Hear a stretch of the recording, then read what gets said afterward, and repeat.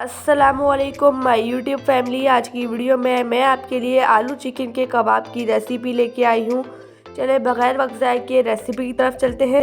इस रेसिपी को बनाने के लिए यहाँ पर मैंने 2 से 3 उबले हुए आलू लिए हैं। आलूओं को मैं ग्रेट कर लूँगी।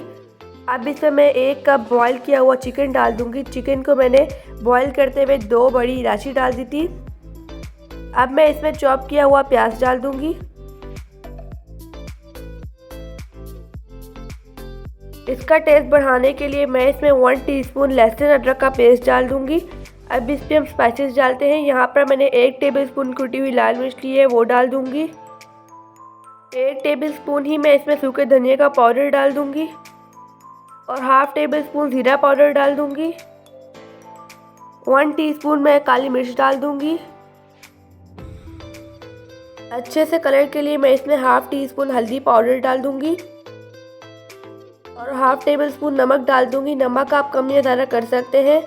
और 1 टेबल स्पून ही मैं इसमें चॉप की हुई हरी मिर्चें डाल दूंगी। मैं इसमें ताज़ा हरा धनिया डाल दूंगी। इन सब चीज़ों को मैं अच्छी तरह से मिक्स कर लूँगी।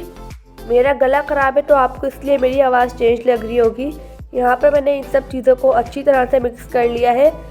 मैंने हाथों को ऑयल से ग्रीस कर लिया है। अब मैं इनके कबाब बनाती जाऊँगी।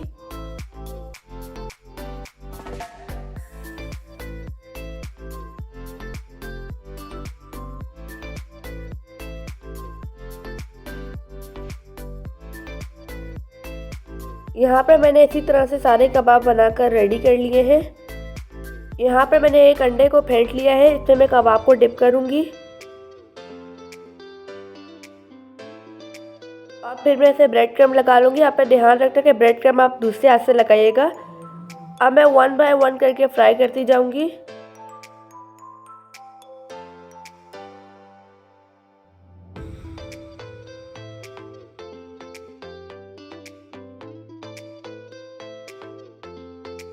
आपने कबाबों को लो टू मीडियम फ्लेम पे गोल्डन कलर आने तक फ्राई कर लेना है।